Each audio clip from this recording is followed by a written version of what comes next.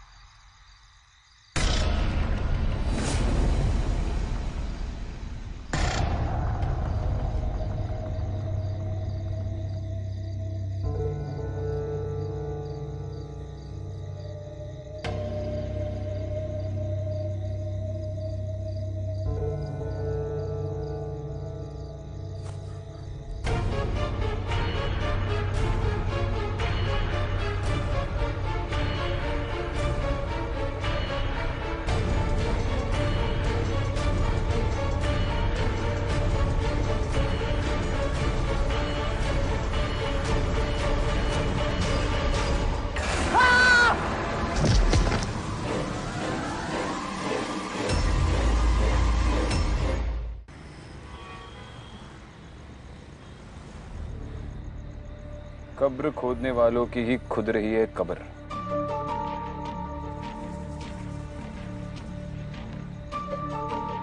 कब्रिस्तान में कब्र खोदने वाले को कोई क्यों मारेगा, वो भी इतनी बेरहमी से। तुमने गौर किया? उसे मारकर कब्र में फेंक दिया, लेकिन ऊपर से किसी ने मिट्टी नहीं डाली। इसका मतलब जिसने भी ये किया है वो चाहता है कि ये कत्ल लोगों की नजर में आए। ये कम्युनल झगड़ा भी हो सकता है। सुरेश सर भी कह रहे थे उस कम्युनिटी के लोग काफी घबराए हुए।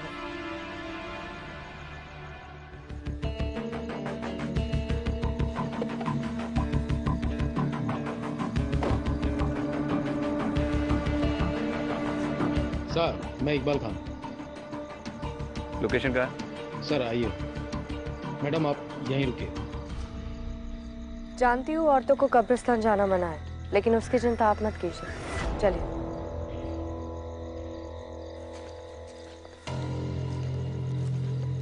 सर यही जगह है।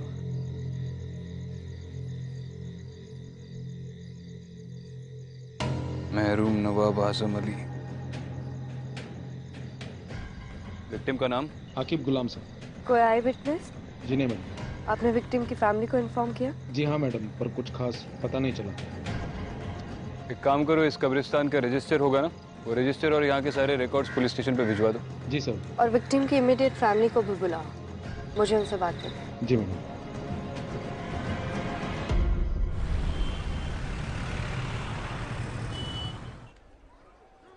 माफ कीजिए, आपसे कुछ सवाल पूछने थे, इसीलिए अभी आपको तकलीफ दी। आप ठीक तो है? अब कुछ ठीक नहीं हो सकता। एक बेटी है हमारी, हर वक्त पूछती रहती है अब्बू कहाँ, अब्बू कब आएंगे। मना किया था आपने, कब्रिस्तान का काम मत करो, कोई और नौकरी भी तो ढूंढ सकते हो। कहते थे खुदा का दिया हुआ काम है, ठुकराते नहीं। आकिब ने कब्रिस्तान की नौकरी कब से शुरू की थी? 3-4 हफ्ते पहले। और इन 3-4 हफ्तों के दौरान आपकी उससे कितनी बार बात हुई होगी? 1-2 बार बात हुई थी, पूछने पे बोलते थे सब सलामत, पर नहीं। हम जानते, उनकी आवाज में एक अजीब सी घबराहट थी। सब कहते हैं उस कब्रिस्तान में शैतान का साया, ये सब उसी का किया हुआ है। ठीक है, आप जा सकती हैं। अगर दोबारा जरूरत पड़ी तो बुलाएगी।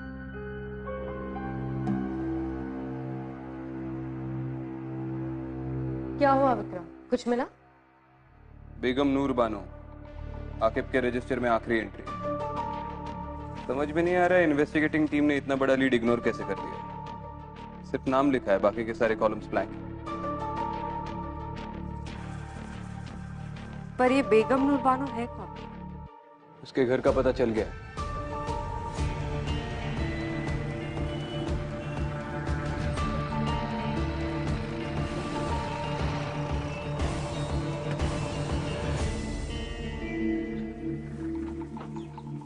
रुको यहीं पे।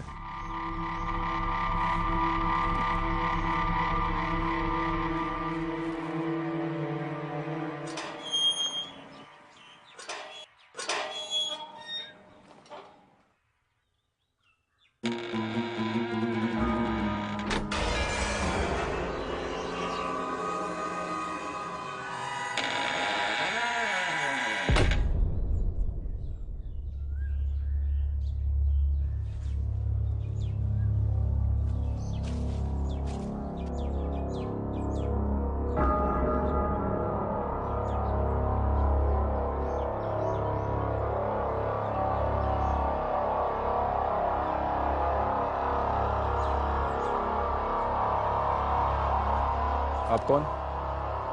हमारी छोड़िए, आप बताइए कि आप कौन? पुलिस। एक इन्वेस्टिगेशन के सिलसिले में यहाँ पर आए हैं। आप अंदर नहीं जा सकते। अच्छा, आप रोकेंगे पुलिस को? नाम क्या है तुम्हारा? नासिर। ये हवेली किसकी है? हमारे नवाब साहब की। वो है अंदर?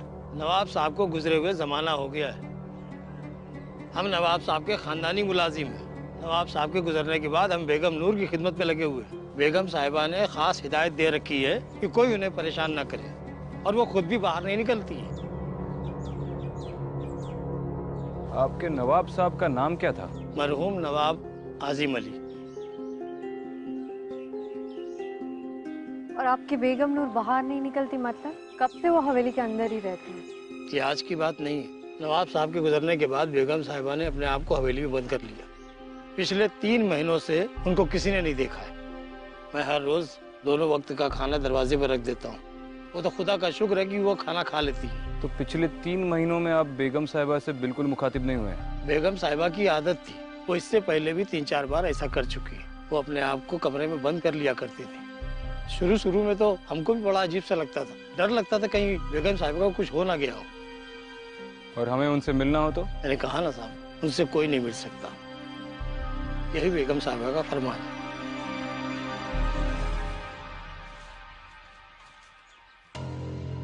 मरहूम नवाब आजिम अली, कुछ याद आया?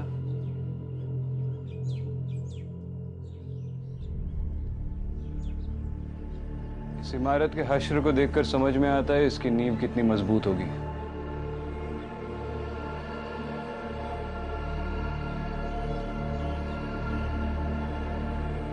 क्या कर रहे हो विक्रम? भूख लगी है?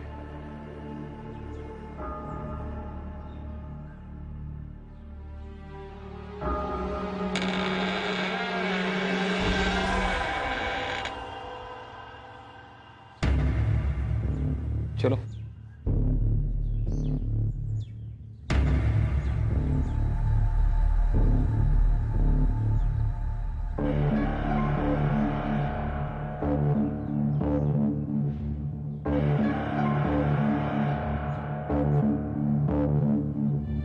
बहुत बड़ी हवेली है, एक जमाने में काफी शानदार रही होगी। इसकी हालत देखकर लगता नहीं है यहाँ पर कोई रहता होगा।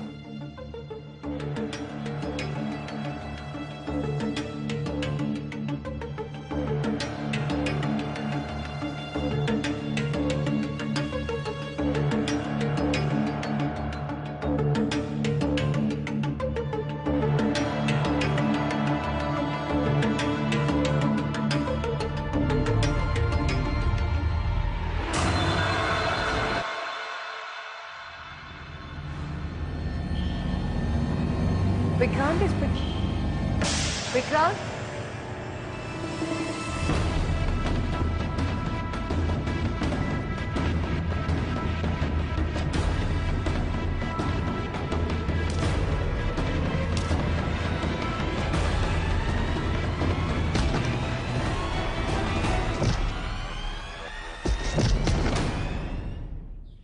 छोड़ दिया साहब, मुझे छोड़ दिया साहब। क्यों बे, सिर्फ खाना चुराने आया था और भी कोई प्लान था तेरा?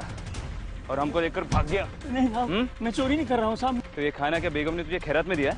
हाँ? नहीं साहब, ऐसी बात नहीं है साहब। पहले ये सामान सब अंदर जाता था और अभी कुछ ही दिनों से देख रहा हूँ कि ये सब बाहर ही रखा रहता है, तो इसलिए मैं ही उठा लेता हूँ साहब। सच बोल रहा है तू? हाँ हाँ साहब, सच बोल रहा है? हाँ सच बोल रहा हूँ साहब।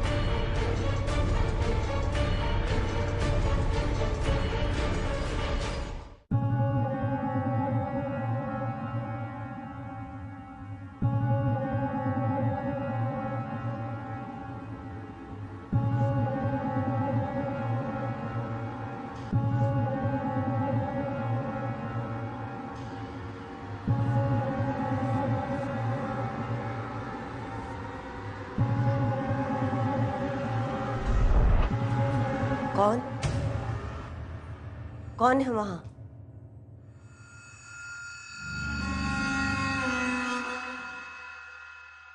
तुम अंदर कैसे आई? आई एम सॉरी पर मैं एएसपी अदिति शर्मा हूँ, मुंबई पुलिस। आप बेगम नूर बानो है ना? आपसे कुछ बात करनी है। किसी के घर में बगैर इजाजत के चोरों की तरह कैसे चले आए? हमारे कमरे में आने की जरूरत कैसे की? देखिए, मैं सिर्फ अपना काम कर रही हूँ। नासिर, मैम, मुझे आपसे एक मर्डर के सिलसिले में कुछ बात करनी है।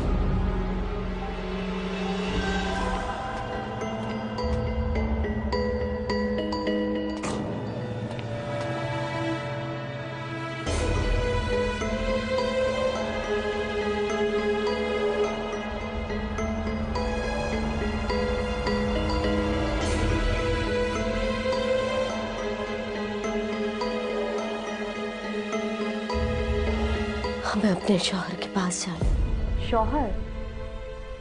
नहीं, मैं तो आपसे ये पूछने आई थी कि उस कब्रिस्तान में अदिति,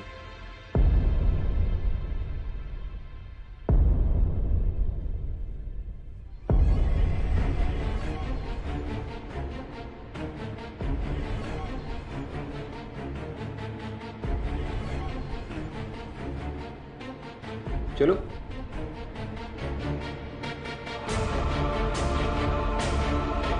आओ।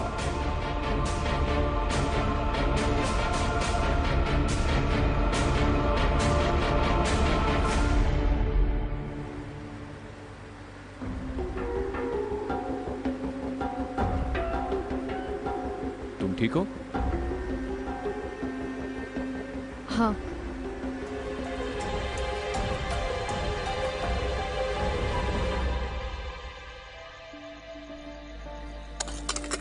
क्या जिंदगी है यार, रोज रोज एक ही काम। इससे अच्छा तो मैं मर जाऊं।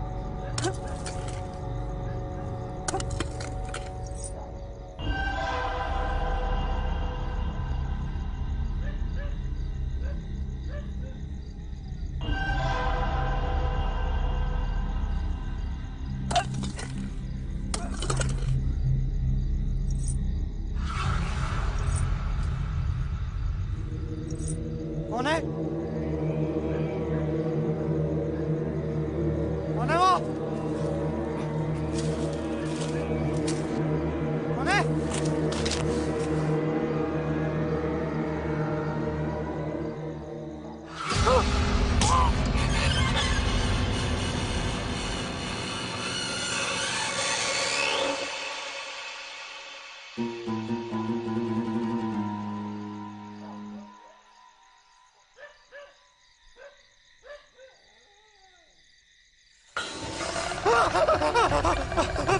कर दो, मुझे माफ कर दो। हमें अपने शौहर के पास जाना है। यासर, बचाओ। हमें अपने शौहर के पास जाना है। यासर, यासर बचाओ, यासर बचाओ, यासर।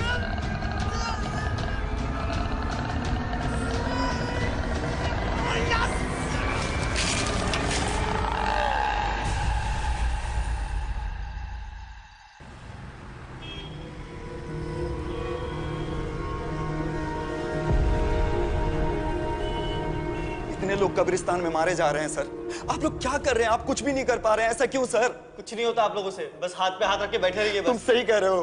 अरे कांस्टेबल, इन्हें पानी पिलाओ, ठंडा करो इन्हें, गर्मी बहुत बढ़ गई है इनमें। क्या बात है, क्यों गला फाड़ रहे हो? सब वो शाकिब मेरा भाई था। आगे बोलो। सब उस रात को जब मैं उसके लिए खाना लेके गया, जैसे मैं दरवाजे के पास पहुंचा तो उसके चिल्लाने की आवाज आ रही थी। ऐसा लगा जैसे वो किसी से माफी मांग रहा है। मैंने आसपास बहुत ढूंढने की कोशिश करी लेकिन सब वहां पे कोई था नहीं। आखिर कब तक ऐसे कब्रिस्तान में लोग मरते रहेंगे साहब? हमें जवाब चाहिए। सही वक्त आने पर सारे जवाब मिल जाएंगे। अभी तुम लोग घर जाओ। मेरे ख्याल से ये सब कुछ बेगम नूर कर रही है। इसका मतलब दिन भर घर पे छुप कर बैठने वाली रात को बाहर निकलती है। विक्रांत, तुमने बताया था ना, उस गरीब आदमी ने कहा था कि पिछले कई दिनों से मुलाजिम का रखा खाना किसी ने नहीं उठाया और खाना खाए बिना कोई जिंदा नहीं रह सकता। तो इसका मतलब ये है कि वो मर गई है और उसकी आत्मा ये सब कुछ कर रही है। उस मुलाजिम ने भी कहा था कि बेगम नूर महीनों तक बाहर नहीं आती है, तो हो सकता है कि अकेलेपन में उसकी मौत हो गई हो और किसी को पता नहीं चला हो। और मेरे ख्याल से उसकी बॉडी अभी भी उसी हवेली में। अब इसका जवाब तो वो हवेली ही दे पाएगी। खाना खाया तुमने? नहीं, क्यों? नहीं, उस मुलाजिम ने खाना घर के बाहर तो रखा ही होगा और अब तो वो चोर भी पकड़ा गया। अरे तुमने ही तो कहा खाने के बगैर कोई जिंदा नहीं रह सकता।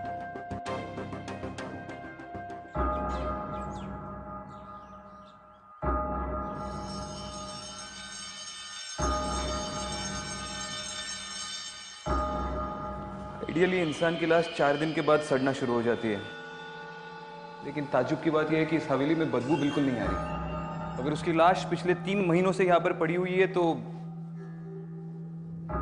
बदबू जरूर आती है। कोना कोना छान मारो and Aditi look for a stench.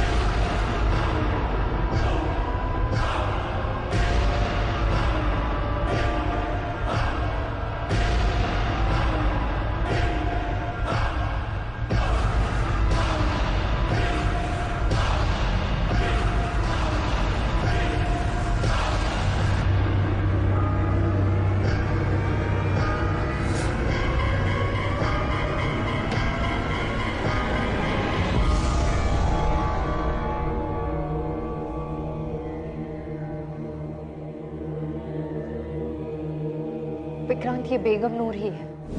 उसके गले में जो हार है उसे मैंने उसकी हर तस्वीर में देखा है। उस दिन वो मुझसे अपने शौहर के बारे में कुछ पूछ रही थी। हमें अपने शौहर के पास जाना है। उसका शौहर वही है ना जिसकी कब्र हमने उस कब्रिस्तान में देखी थी, नवाब आजिम अली। विक्रांत, मुझे लगता है कि हम बेगम नूर की कब्र उसके शौहर की कब्र के पास बनाते तो शायद उसकी आत्मा को शांति मिल जाए और ये सब कुछ रुक जाए। शायद हाँ, शायद ना, लेकिन ये कंकाल पिछले 3 महीनों से यहाँ पर पड़ा हुआ है।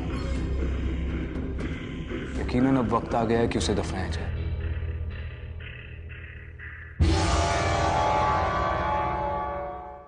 चलो, खुदा का लाख लाख शुक्र है कि अब अपने सर से ये मुसीबत हमेशा के लिए टल गई।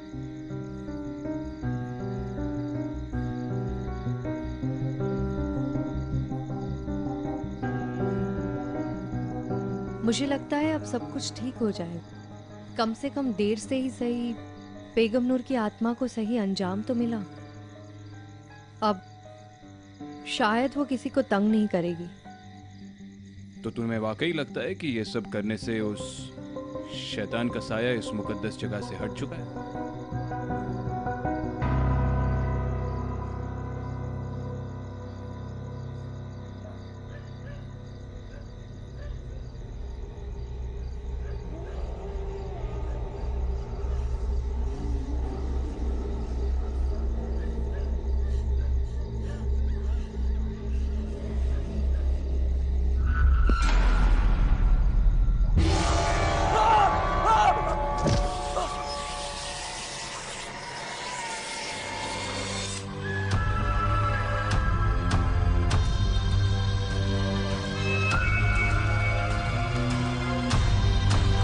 हमें अपने शौहर के पास जाना है। बेगम नूर बानो, नवाब आजिम अली, क्या लाइफ रही होगी इनकी एक जमाने में। मुझे तो दिलचस्पी इस बात की है कि अब इतनी बड़ी प्रॉपर्टी का क्या होगा। अब ना तो नवाब रहे ना ही बेगम साहिबा।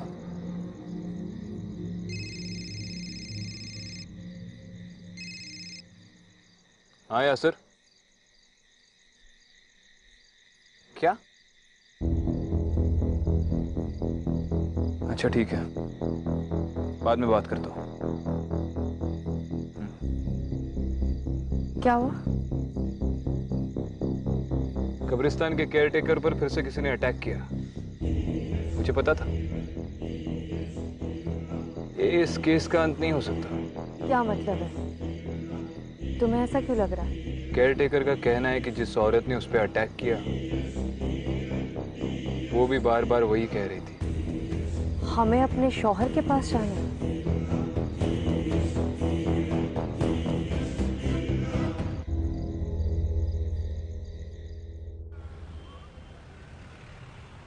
नवाब साहब बहुत ही इज्जतदार आदमी थे। लोगों का उनसे बहुत लगाव था। उनकी मौत कैसे हुई? तकरीबन 15 साल पहले उनके घर वालों ने उनकी गायब होने की रिपोर्ट लिखवाई थी। गायब होने की? वो गायब कैसे हुए थे? वो जंगल से गुजर रहे थे, तभी उनके साथ कोई हादसा हुआ और उसके बाद वो घर लौट कर नहीं आए। कैसा हादसा? वो तो कुछ पता नहीं चला। फिर हमने जंगल के अलावा आसपास के कब्रिस्तान और मुर्दाघरों में बॉडी ढूंढने की कोशिश की, लेकिन बॉडी नहीं मिली। बस उनके कपड़े और जूते मिले। ये नवाब साहब की किसी के साथ गांव में दुश्मनी या फिर पैसे या प्रॉपर्टी को लेकर कोई प्रॉब्लम्स थे? सर, दुश्मनी तो क्या होगी, वो तो अपना सब कुछ बेगम साहिबा ट्रस्ट के नाम ही करना चाहते थे। उनके मरने के बाद बेगम नूर ही उनकी ट्रस्ट चलाती थी और जो पैसा है वो उसी ट्रस्ट में है। उस ट्रस्ट का एड्रेस है आपके पास? जी सर, ये रहा।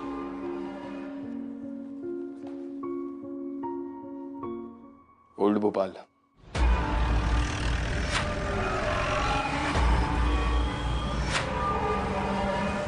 बेगम साहिबा किसी फरिश्ते से कम नहीं थी।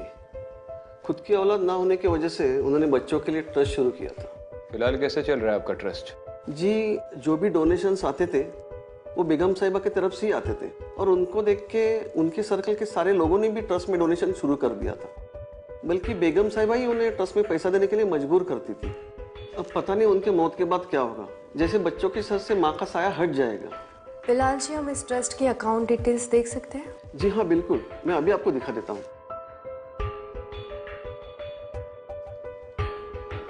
जी देखिए,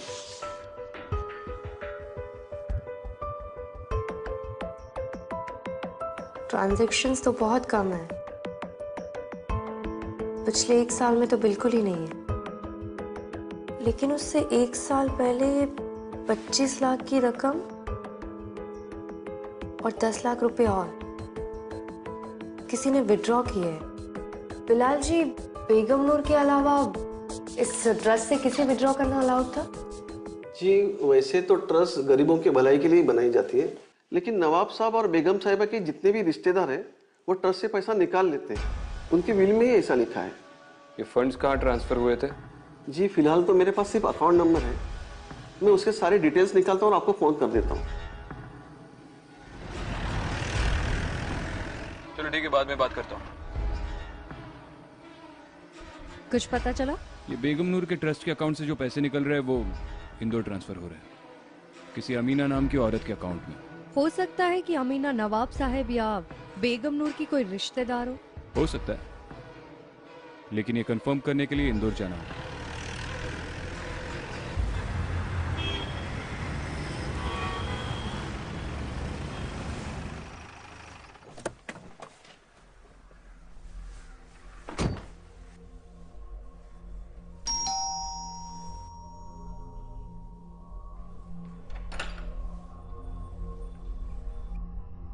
जी बोलिए, आप कौन? आप अमीना? जी आप? मुंबई पुलिस, आपसे कुछ बात करनी है, अंदर आ सकते हैं? हम आपसे एक केस के सिलसिले में बात करने आए हैं। हाँ पूछिए, क्या पूछना है आपको? आप बेगम नूर बानो को जानती है? हाँ, नाम सुना है उनका। अच्छा, तो उनके ट्रस्ट से पहले 25 लाख और फिर 10 लाख, टोटल मिला के 35 लाख आपके अकाउंट में कैसे जमा हुए? अच्छा ठीक है, आप उनके शौहर नवाब आजम अली को तो जानती होंगी?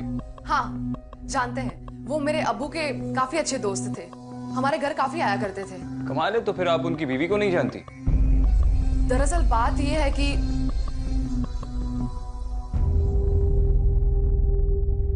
अमीना जी, इन तस्वीरों में आपके शौहर नहीं दिखाई दे रहे। आप यहाँ अपने बच्चों के साथ अकेले रहती हैं? जी वो बाहर गए हैं, मेरा मतलब है कि वो देश के बाहर काम करते हैं। बड़ा लंबा सफर तय करके आए हैं हम। जी? एक गिलास पानी मिलेगा?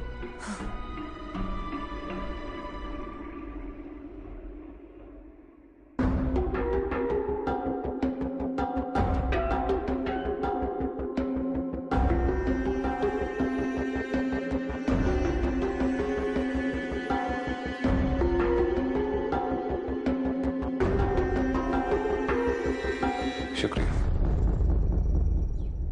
आपके शौहर का नाम क्या बताया आपने? जी आजिम शेख। उनकी कोई तस्वीर देख सकती हूँ मैं?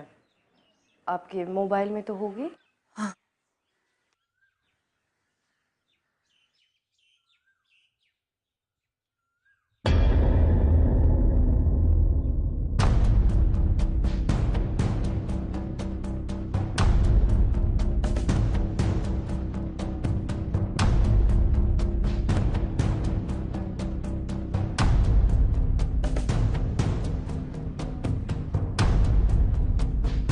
नवाब साहब? लेकिन आप लोग कौन हैं? अरे नवाब साहब आइए, बैठिए बैठिए, आप ही का घर है, आइए आइए।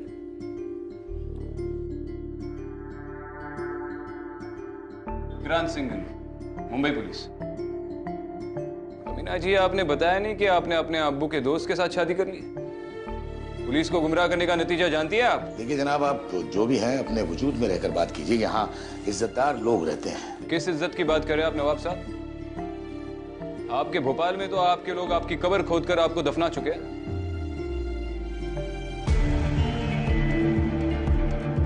नवाब साहब, आपकी पहली बीवी बेगम नूर बानो आपको 15 साल से ढूंढ रही है और आप यहाँ पर? शर्म नहीं आती आपको? जरा सी भी इंसानियत नहीं है? मोहतरमा, दायरे में रहकर बात कीजिए। अगर अपनी पुश्तैनी हवेली छोड़कर यहाँ रह रहे हैं तो उसके पीछे कोई वजह है। वो बांझ थी, आप उन्हें सच क्यों नहीं बता देते? बेगम आप चुप रहिए। माना कि नूर हमारी बेगम थी, लेकिन वो हमें कभी औलाद ना दे सकी। हम हमेशा उनकी औलाद से महरूम रहे। शायद इसी गम में वो पगला गई। हमने सोचा धीरे धीरे सब ठीक हो जाएगा, लेकिन नहीं हो सका। जब पानी हद से गुजर गया, जब बात हद से बढ़ गई, तब हमने यह रास्ता अख्तियार किया। माना कि वो हमें कभी तकलीफ नहीं देती, ना हम उन्हें कभी तलाक देते, ना वो हमसे कभी तलाक मांगती।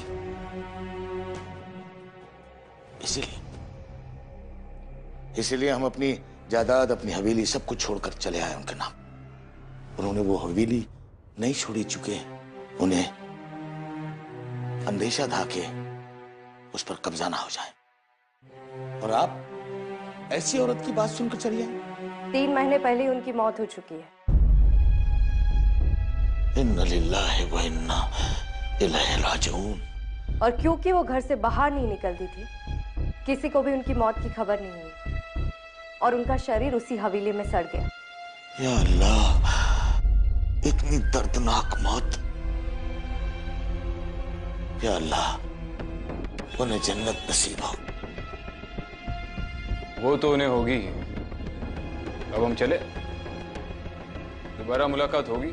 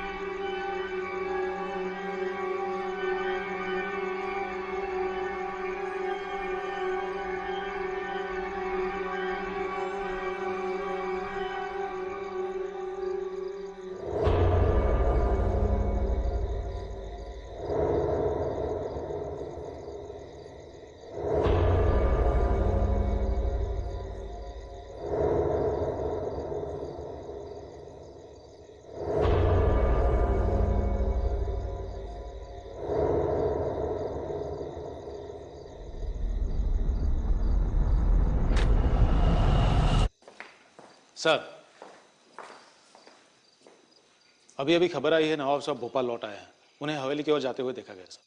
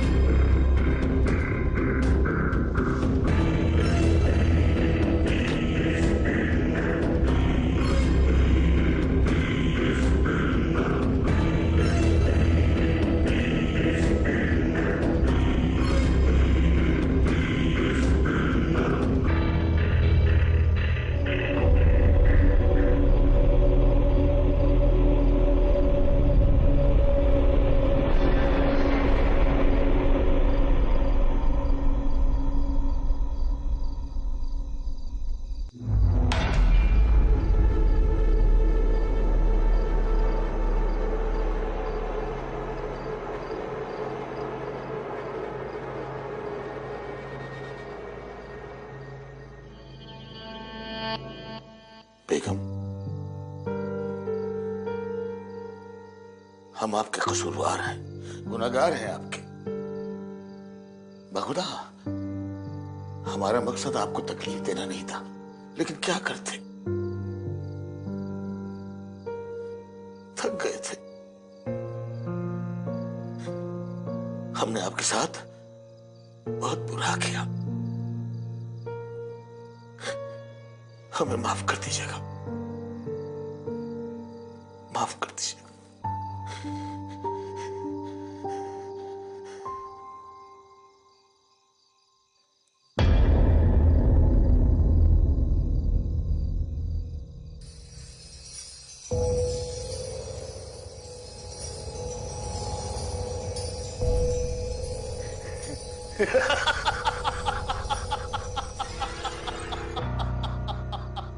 ये हवेली, ये घर, यहाँ की एक एक चीज मेरी है, मेरी मेरी। अजीब बेवकूफ औरत थी तुम, खुद को 15 साल इस हवेली में बंद रखा। अच्छा हुआ कि हमने तुम्हें छोड़ दिया, वरना तुम तो हमें भी अपने साथ पागल कर देती। बेगम नूर, अरे अगर मरना ही था तो 15 साल क्यों हमें हमारे ही घर से दूर रखा?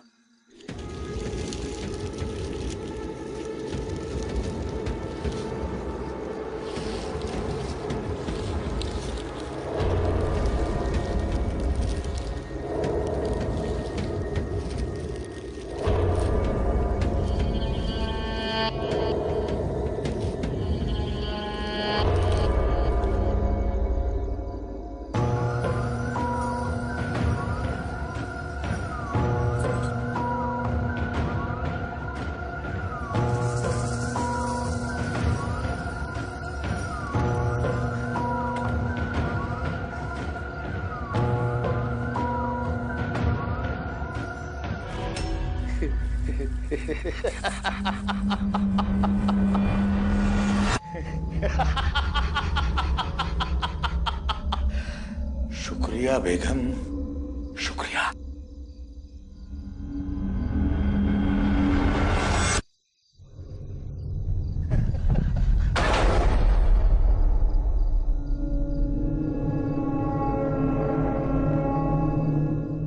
दरवाजा खोलो, दरवाजा खोलो।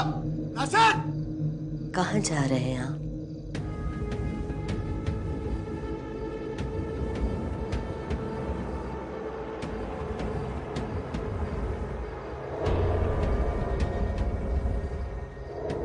नवाब साहब। बेगम, आप हयात हैं?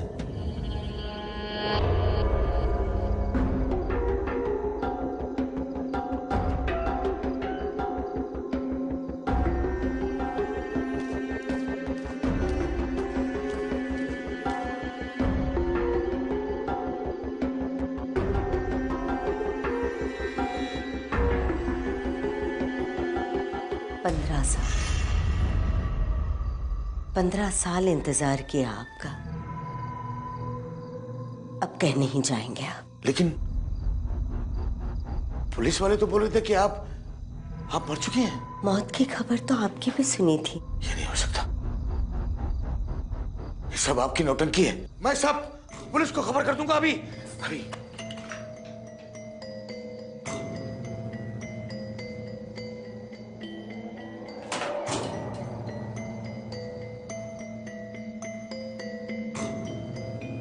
बेगम, हमें माफ कर दीजिए, हम आपको तकलीफ देना नहीं चाहते थे, हम आपके गुनहगार हैं। बहुत इंतजार करवाया आपने, अब कहीं नहीं जाने दूंगी।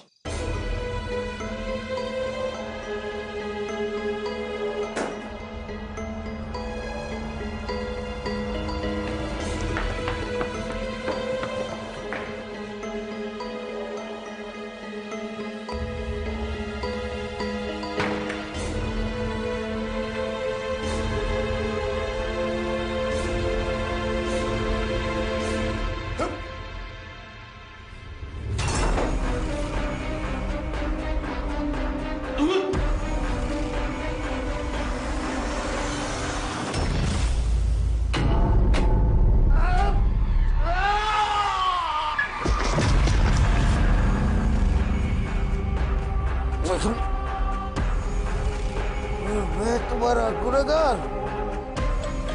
ये सब कुछ मैंने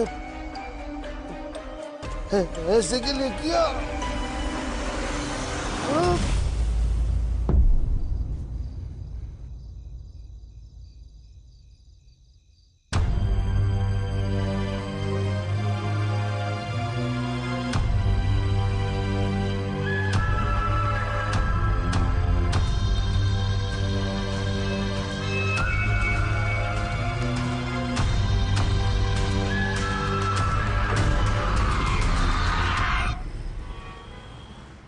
तुम्हारी अमीना से बात हुई?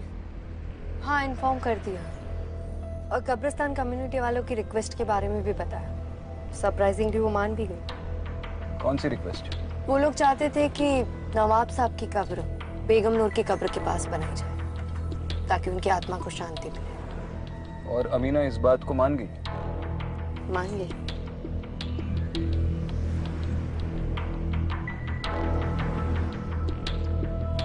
क्या सोच रही हो? यही कि नवाब साहब का सच जानने के बाद मुझे नहीं लगता है कि बेगम नूर उनकी कब्र के पास रहना चाहती है। तुम्हारा ये बेगम नूर के साथ का रिश्ता मुझे ठीक नहीं लग रहा। क्या मतलब है?